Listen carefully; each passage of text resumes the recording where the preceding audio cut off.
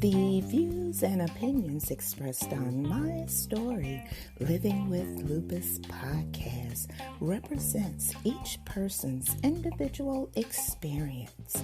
By listening to this podcast or reading our blog, you agree not to use this podcast or blog as medical advice to treat any medical condition in either yourself or others. As always, consult your own physician for any medical issues that you may be having. My Story Living with Lupus podcast is officially trademarked, all rights reserved.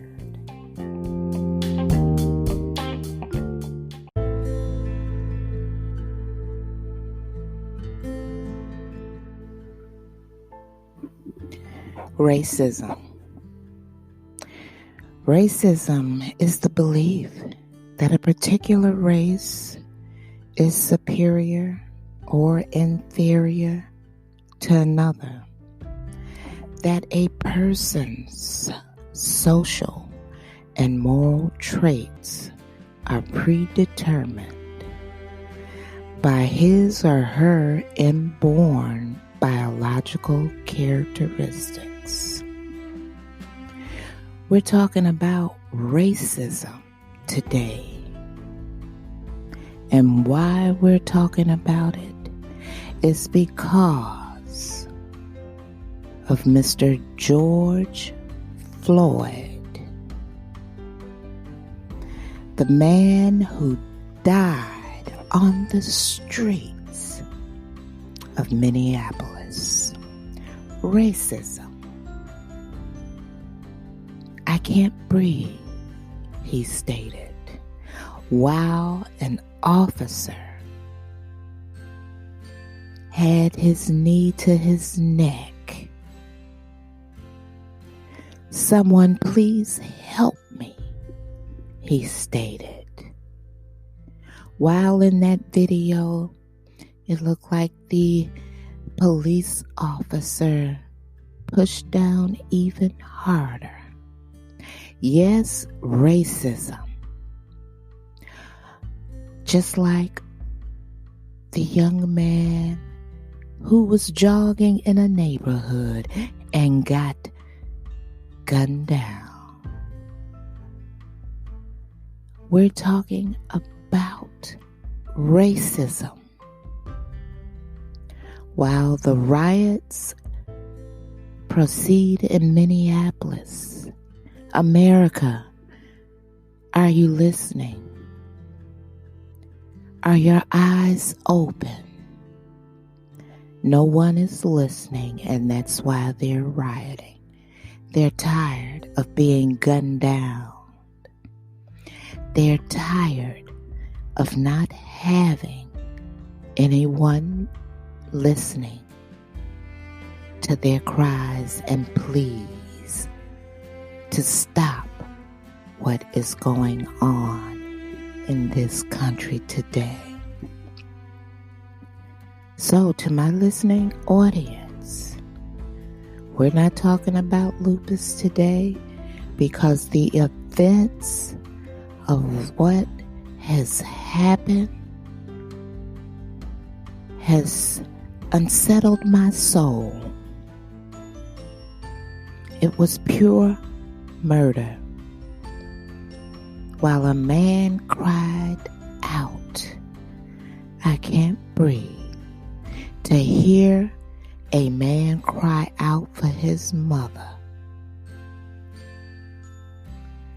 while that officer, from my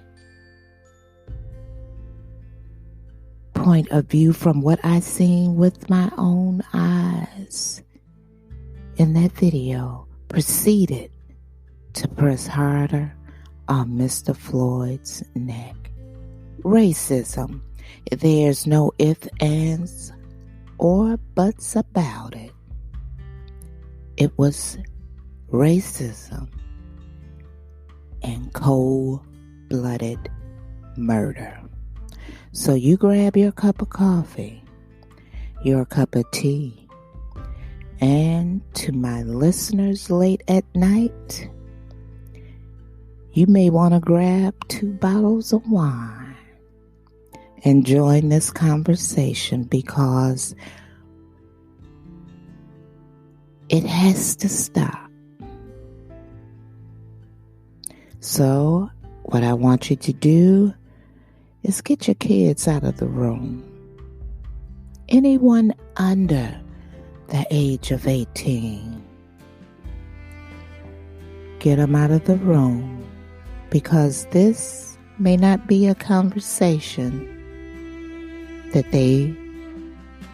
you may want them to hear, but it may be one that they need to hear. It's all about racism today.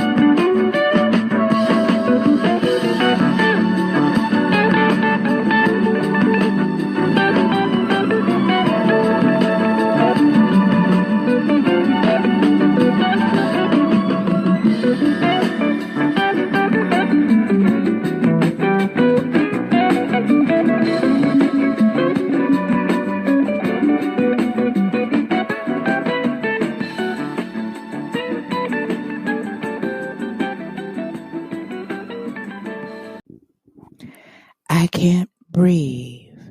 Somebody help me. As he laid on the ground with a knee pinned to his neck. I can't breathe. Those were the words of Mr.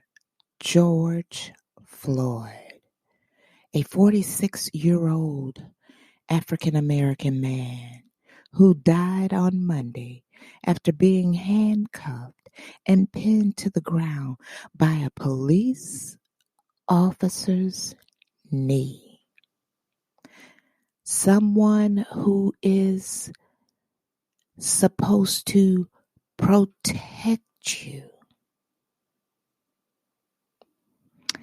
Now, this incident was recorded on video and incited a large protest in Minneapolis on Tuesday and Wednesday. The explosive footage, recorded by a bystander and shared widely on social media early Tuesday, led to community outrage and FBI civil rights investigation and the firing of the officer and the 3 colleagues who were also at the scene. I have a question for you. If you think the role would have been reversed and it was a white gentleman pinned to the ground with a black officer's knee on his neck, what do you think would have happened then? That said black officer would have been arrested and placed in jail along with his colleagues.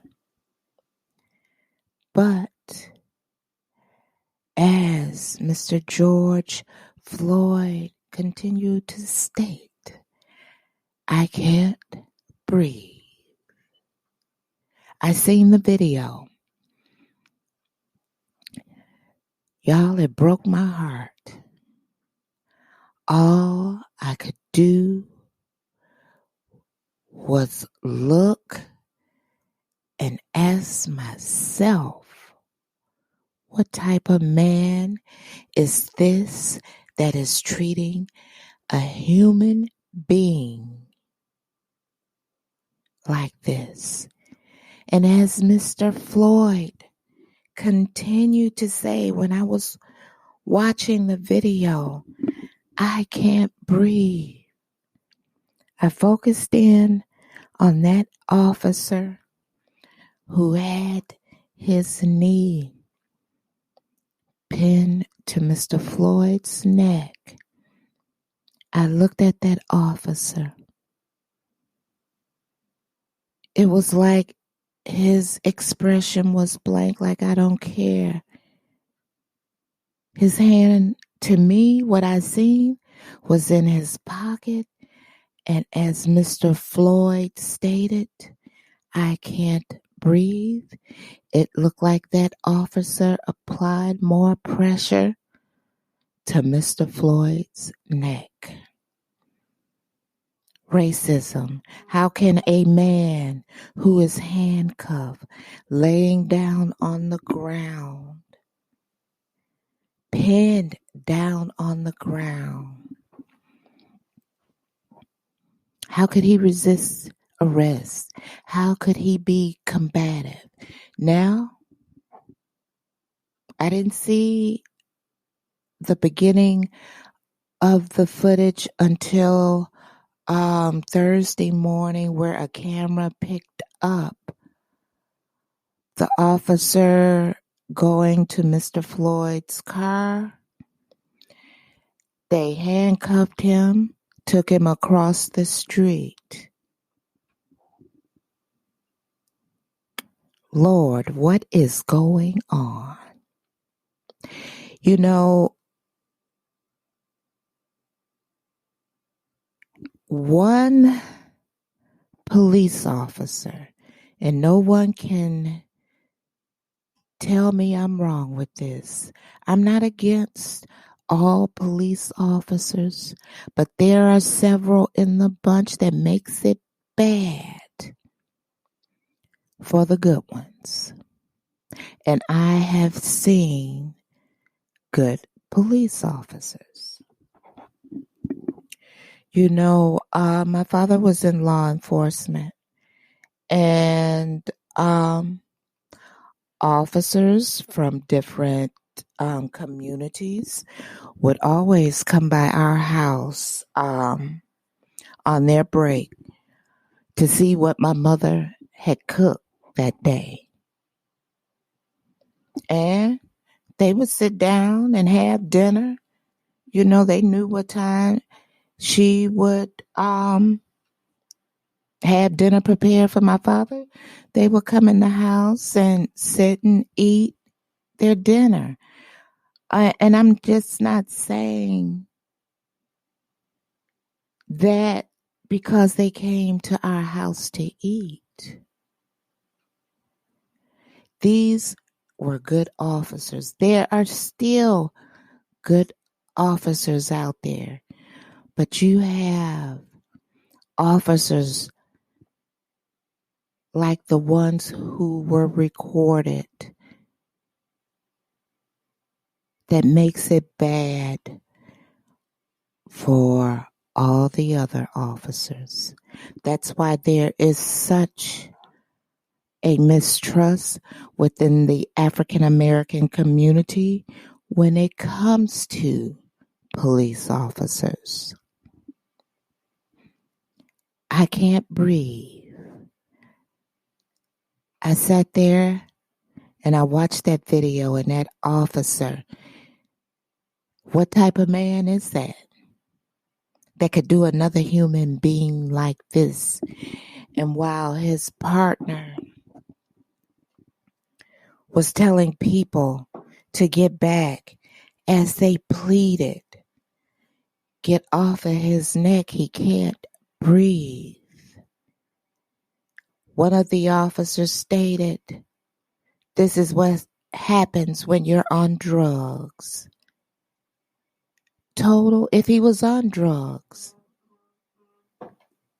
that's still a human being.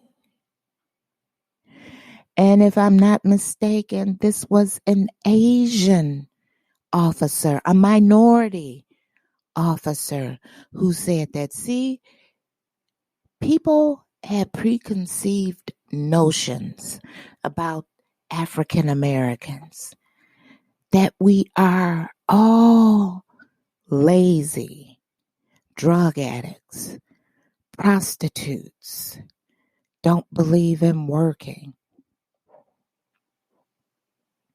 I can't breathe. I just want you to let that get into the depths of your soul. I can't breathe. Wonder if it was your son, your nephew, your brother, your uncle, your daughter, your niece, your grandchild. I can't breathe while pinned down on the streets of Minneapolis. I can't breathe.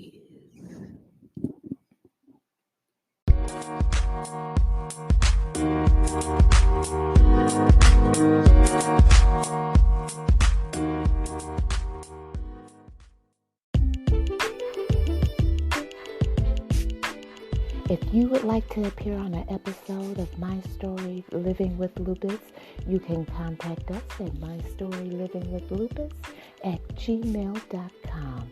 Also visit us on our Instagram page and also our website, My Story Living with Lupus.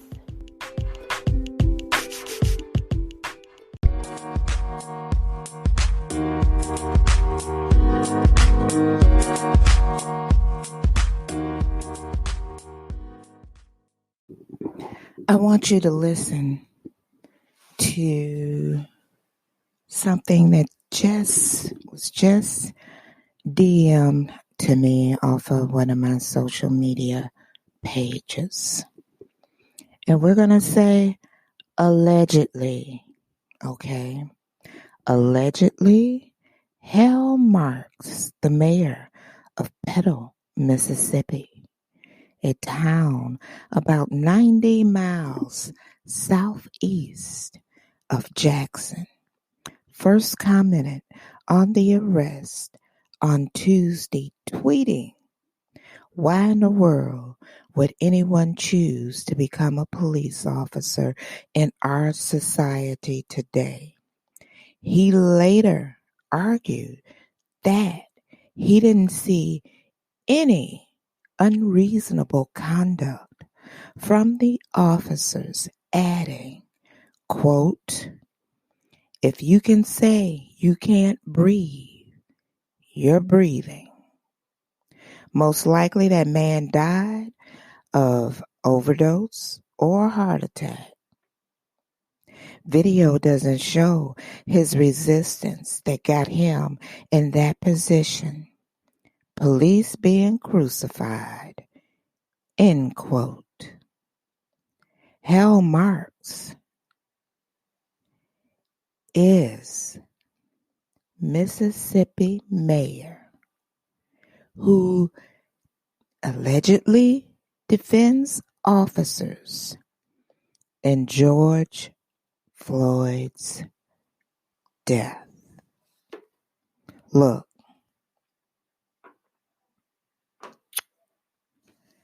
we all know that racism has existed throughout human history.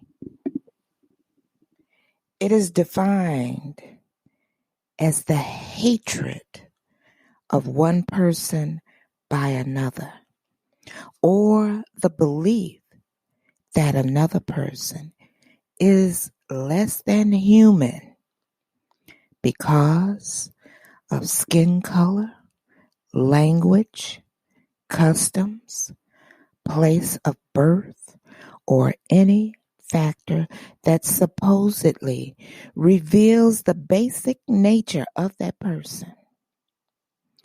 It has influenced wars, slavery, the formation of nations, and legal codes. You know, racism is taught. And if you don't believe me, listen to this. When we are born, we know nothing about hatred, skin color, texture of hair, of another person's hair. We know nothing about that. Racism is taught. Racism is taught at an early age. It is taught by racist parents who had racist parents who had racist parents, and on down and on down and on down. No one is superior to no one else. The only one who is without sin is God, and who is superior to all of us. Racism is systemic. Systemic racism is all around us. And within us, systemic racism is both a theoretical concept and a reality. Now, as a theory, it is premised on the research-supported claim that the United States was founded as a racist society. That racism is thus embedded into all social institutions, structures, and social relations within our society. I'm not saying that everybody is a racist, but systemic racism exists here in these United States. I have experienced racism, and yes, by police officers.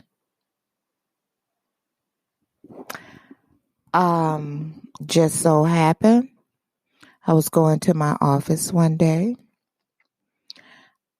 I had a red Jeep Grand Cherokee, and I was going through Oak Park. I had just dropped my daughter off to school at Shrine of the Little Flower. So I had to backtrack, and I came through Oak Park. And all of a sudden, I look up in my rearview mirror, and the police was following me. I said, okay, they're running the plate. I have nothing to worry about. So the lights went off. I pulled over. The officer stated, driver's license and insurance. I said, why are you stopping me? I was going the speed limit. He proceeded to look in the back seat of my car and said, where are you going? I said, I'm going to my office. Why are you stopping me? Did not give me an explanation. I proceeded to give him my license and registration. Next thing I know, I was surrounded by 4 Oak Park police cars. I said, okay, I'm not concerned. I'm not worried. They had me surrounded in the front, 1 car on the back and 1 car on the side of me. Officers came out of the car. The officer came back with my ID and my registration. I said, why did you stop me? You never answered me. Claimed that I was going 5 miles over the speed limit. Now, I know when I go through Oak Park, not to go over the speed limit. And I proceeded to tell him I wasn't going over the speed limit. I watched you pull out of a parking lot to follow me. And right before I entered into Southfield, Michigan, is when you stopped me. Thus, you knew if I crossed over into Southfield, you could not come into Southfield on me. I said, give me the ticket. I will protest it. And I'll be on my way. He proceeded to give me the ticket, but they still had me surrounded. Got the ticket, couldn't move until they moved. And I said to myself, okay, we're going to play this game. So I got on the phone. I was married at the time. Called my husband. I said, they got me surrounded in Oak Park. And he said, what happened? I said, I seen him come out of the parking lot. And he waited right before I got into Southfield to stop me and claim I was going 5 miles over. And my husband said, at the time said, were you going over? I said, no. I said, you know how Oak Park is. I said I wasn't going over the speed limit. I said I got the ticket, but I'm going to the court to protest it. So yeah, I've experienced racism several times, on several occasions. Now, when we come back, we'll talk more about this case.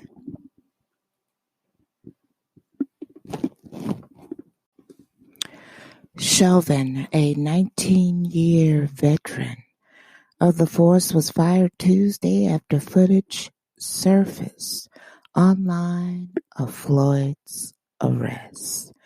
The video taken by a bystander on Monday showed Mr. Floyd struggling to breathe on the ground as Chauvin knelt on his neck for several minutes.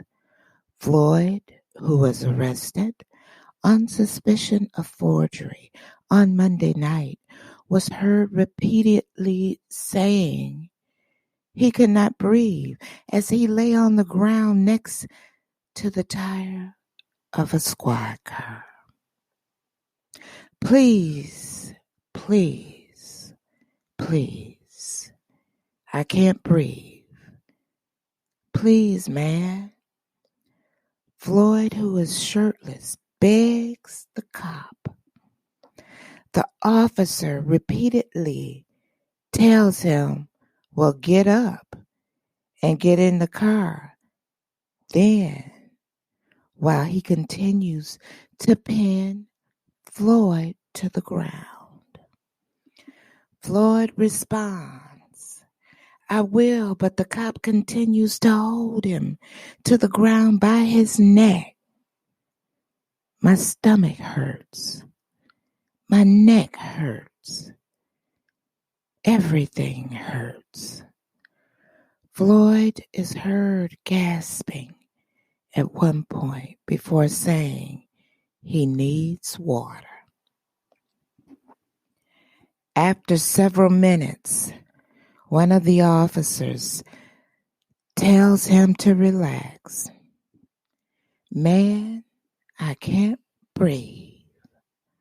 Floyd responds before eventually passing out.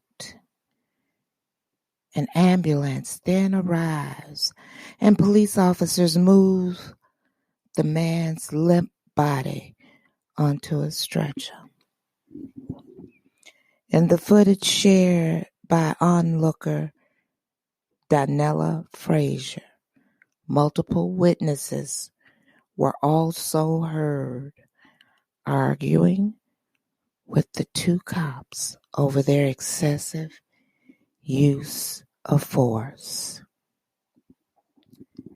City officials formally identified Chauvin as one of the 4 fired police officers on Wednesday. How do you tell your kids if you ever need help, you can go to a police officer? How can you tell that young black man, oh, you can trust the police?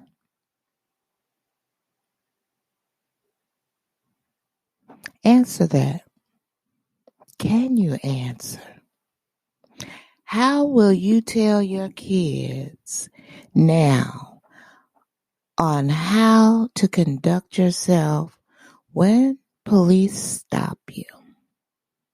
How do you tell your son? How do you tell your grandchild? How do you tell your daughter, your niece, what to do if the police should ever stop you? As I stated before, not all police are bad. Not all of them are bad. But you got some that are dirty to the core, who are racist to the core. How do you get racism to stop? Can you get it to stop?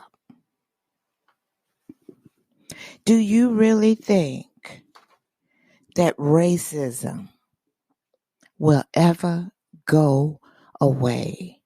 You know, it's one thing that I know for certain. Racism has never went away. They just hid it a little bit better. That's all. They hid it a little bit better. But it will never go away. And to this exact date, I always ask the question, what is it about people of color that you don't like? Do you really know? What is it about us that you don't like?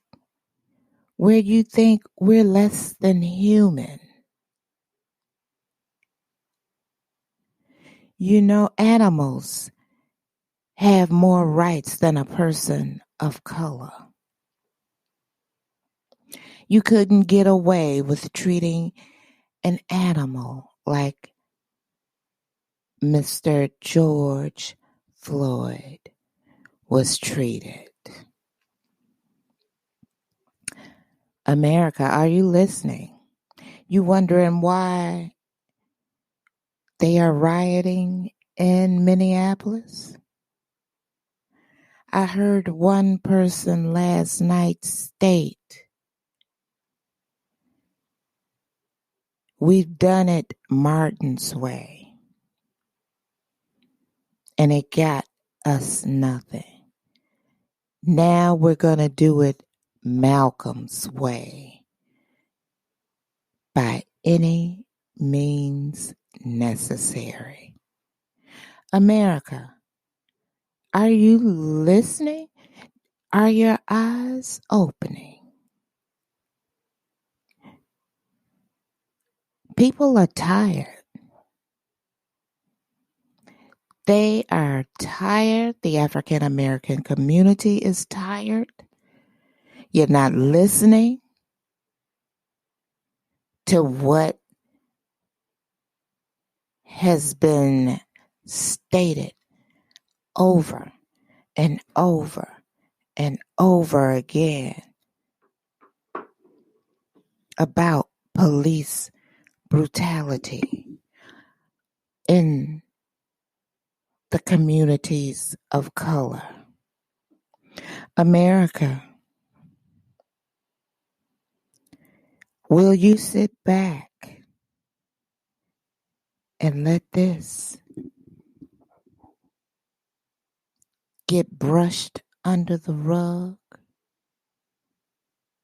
Put yourself in Mr. Floyd's shoes. How would you feel? Here we have a situation in New York City where a white female called the police on an innocent African American man because he simply asked her to put her dog on a leash. It was in Central Park. And he recorded it. And he recorded her saying, I'm going to call the police and tell them an African American man is threatening me. And she did it. That is called white privilege, where police comes right away because a white female said she was being threatened by an African American male. White privilege. And they come right away to find out only that she was lying. Now just think if that man had went to jail for something that really didn't happen. Well, I tell you this, think of Emmett Till, how Emmett Till lost his life. Let's go back. Think of Emmett Till, racism, systemic racism. How people of color can lose their life within a blink of an eye and then get no justice. People are tired of talking. That's why they're rioting in Minneapolis. They're tired. They're tired of losing African American males, African American children, African American females to racist police officers.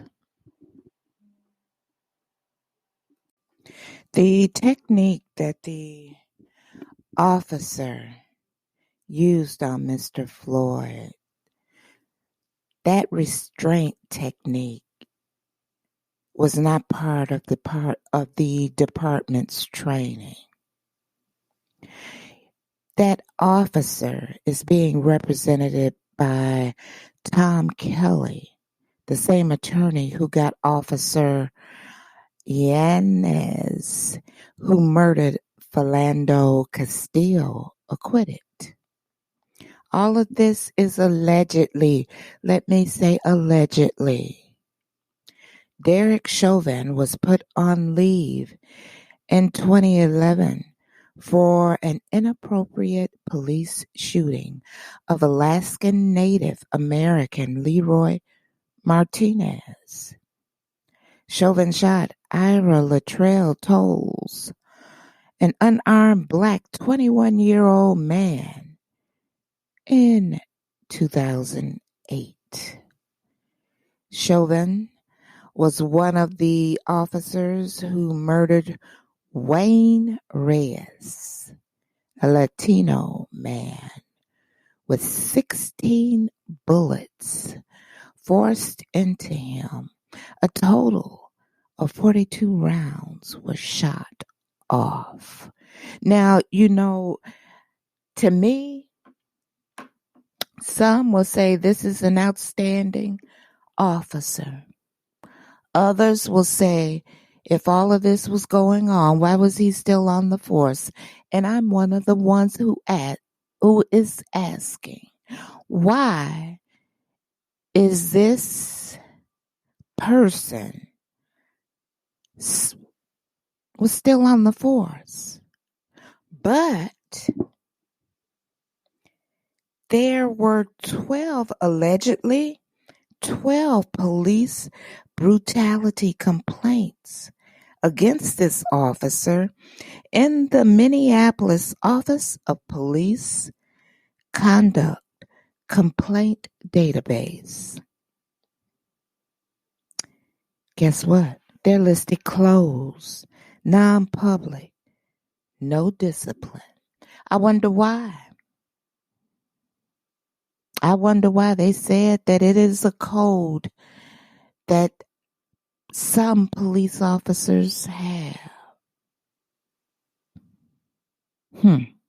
I wonder why.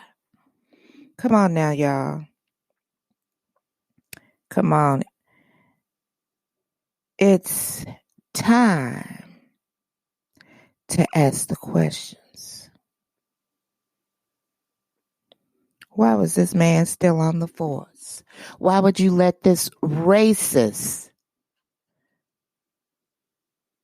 person still be out there on the force with 12 complaints?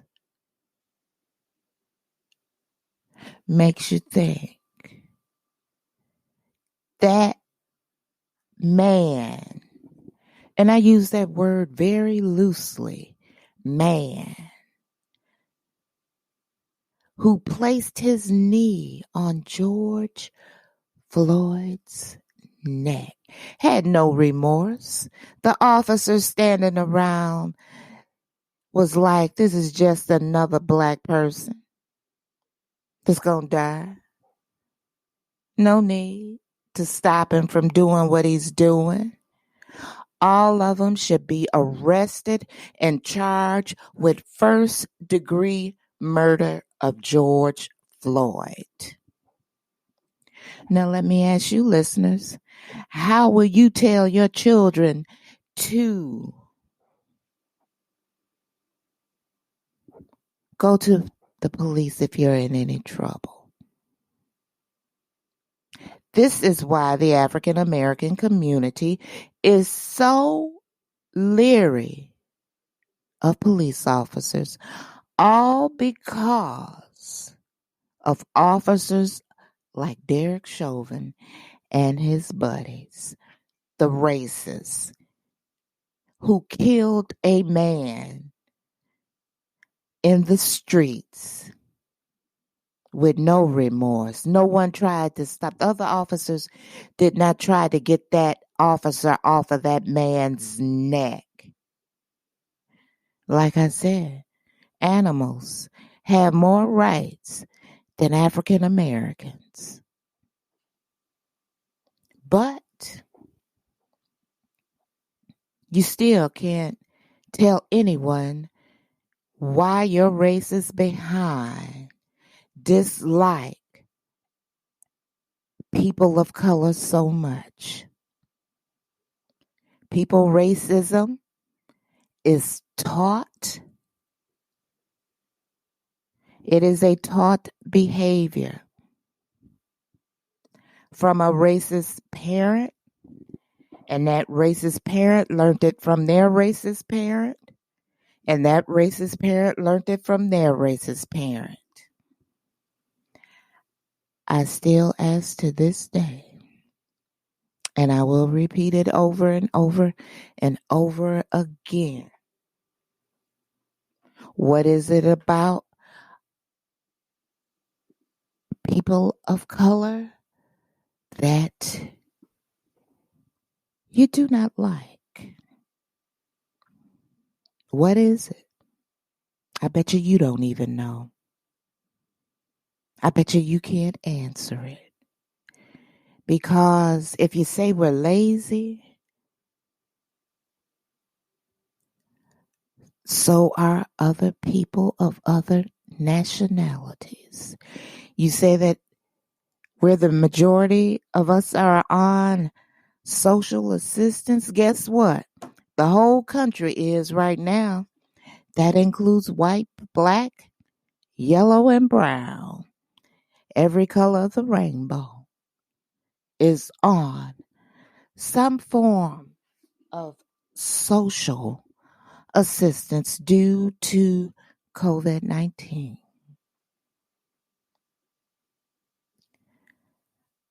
My soul, my heart aches for what I have seen in that video. What type of human being could place their knee on someone's neck who is begging to please, I can't breathe. Please, man, I can't breathe. When Mr. Floyd called out for his mother, I could not take it anymore. That totally, the whole situation messed me totally up. It mentally drained me.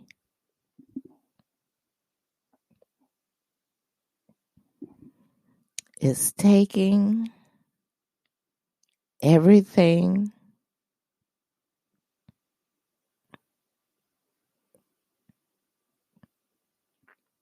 within me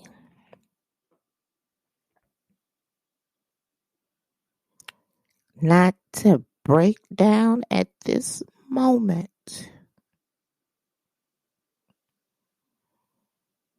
and cry.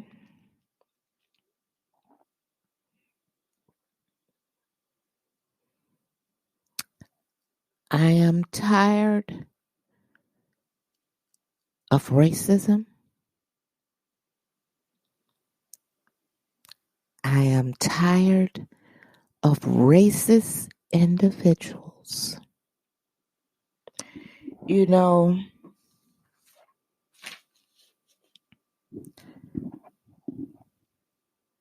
my father, who lived on a plantation, and I got to see that plantation, told me the things that he and my mother went through.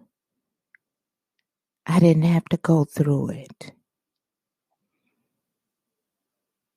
And to always remember that I was somebody. Never to allow people to place in my head that I was worthless based on the color of my skin. So I stand with the people in Minneapolis. I stand with you. If I was there, I would be marching right with you. Will the officers be arrested for murder? I pray that they will, but I honestly think that they won't, because they're going to try to flip it on Mr. George and say that he was high off of some substance. Even if he was high, that man did not deserve to die like an animal in the streets. Yep, I am emotional because you see, I had aunts on both sides, my mother and my father's sides, who grew up with racism. So I listened to the stories.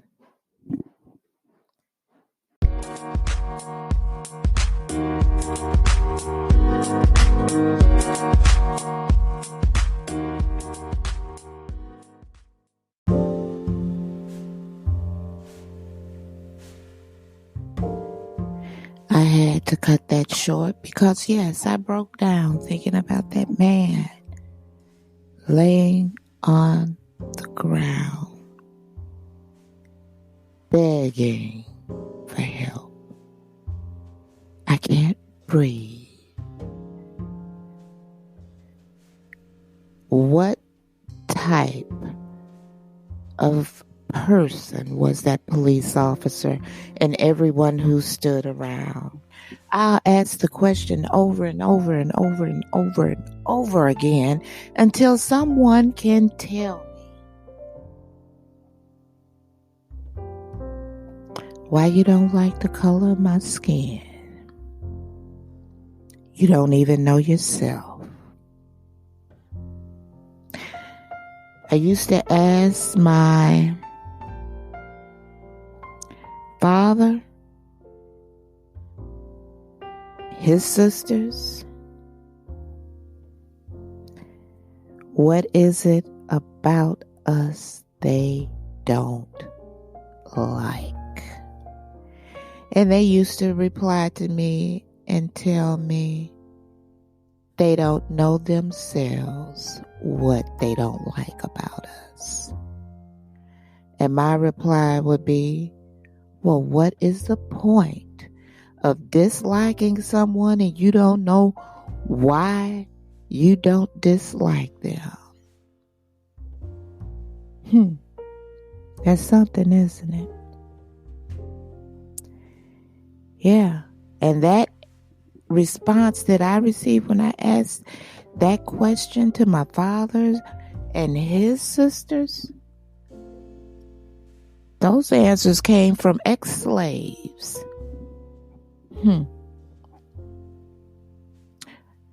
African American people are not inferior individuals. Not. If we were inferior, we would not have made all the contributions in the United States. Maybe that's why they don't like us.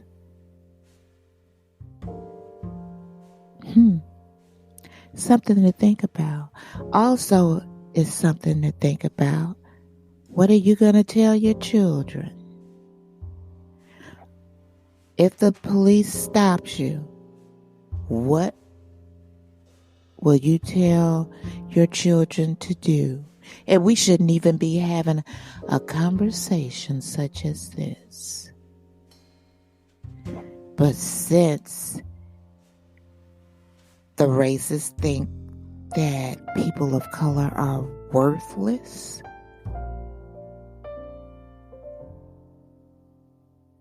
that's what they portray, that people of color are worthless.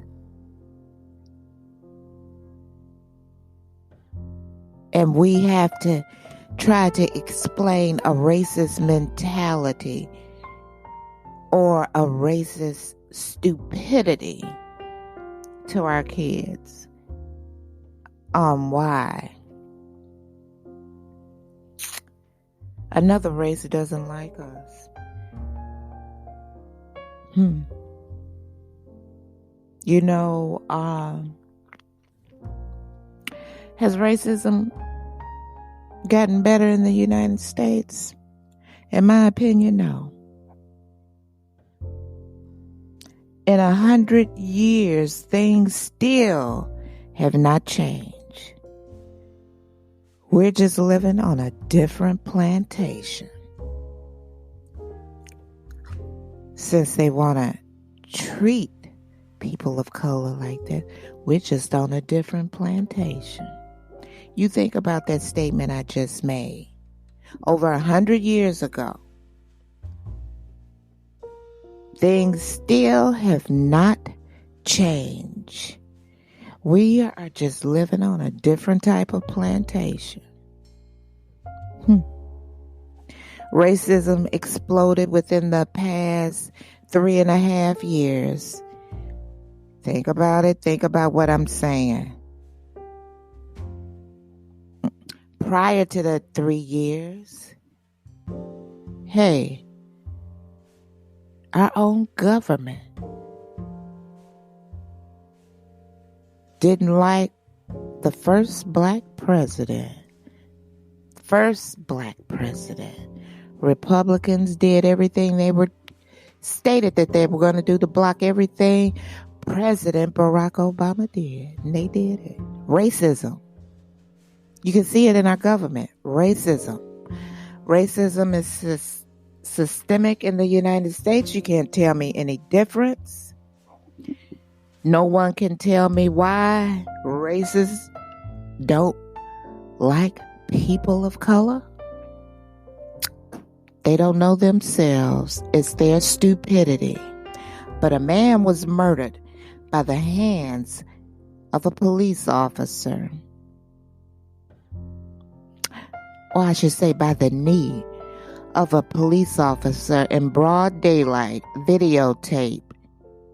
What type of man is that? What will you tell your children? What will you tell your son? What will you tell your daughter? What will you tell your grandchildren? Right now, you remember this. I can't breathe. Please help me. I can't breathe. Please, please. A man begging for his life.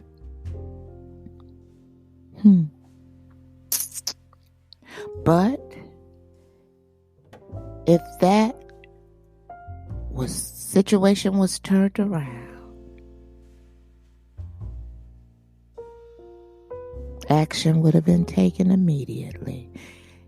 If the situation would have been an animal and a human being had their knee on an animal's neck, that person would have got arrested right away.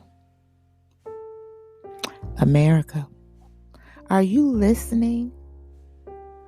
Do you have your eyes open? Take the blinders off, y'all. Because racism is alive and well in these United States. And you know what? I may lose some listeners from this, but that's okay. I'm telling you true, cold, hard facts. Racism never went away. It's just being video recorded. I'm Susan Hendricks, your host for my story, Living with Lupus. My prayers go out to George Floyd and his family. I pray that justice will be served and the man who killed Mr. Floyd be put away in prison for the rest of his life. We demand justice. I'll see you for another episode of my story, Living with Lupus.